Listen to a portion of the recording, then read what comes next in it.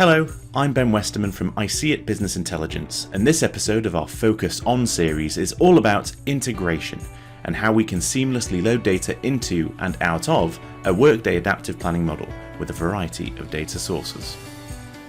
We can load data into an adaptive planning model with just about any source system, but today we're going to be focusing on three of them: Netsuite, Zero, and Power BI.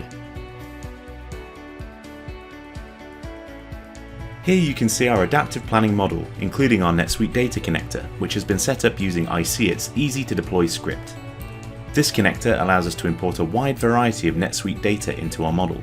Here you can see a list of our transactions, which can be imported at the click of a button, or, if you prefer, they can be easily configured to import on a schedule, so our model always starts the day with the most up-to-date data. The real benefit of our connector is its ability to load custom segments from Netsuite, which normally can't be imported using the default API. This list of regions is just one example of a custom segment that we've loaded into our model, although we could quickly configure the script to load as many segments as we'd like. Now let's take a look at Zero. Just like Netsuite, we can schedule our connector to load this data at regular intervals, or we can load it on demand by pushing a button. As you can see, we're able to quickly and easily access a wide range of data, including account structures, debtors, and invoices. Both our Xero and Netsuite connectors are set up using I See It's easy-to-configure integration script, although Workday Adaptive Planning also offer a wide range of built-in connectors, some examples of which you can see down the right-hand side of the screen. Here you can see a typical Power BI dashboard that we've created using data that's been integrated from our adaptive planning model. Just like Netsuite and Zero, data has been loaded into Power BI using our easily configurable script, and you can even select the data you'd like to import directly from Power BI.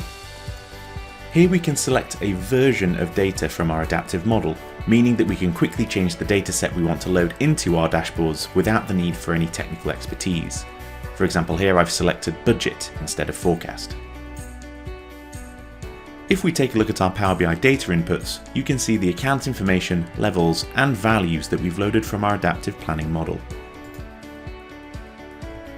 We can then refresh the data stored in Power BI with a single click and update our visuals with up-to-date data fed directly from our adaptive planning model in real time.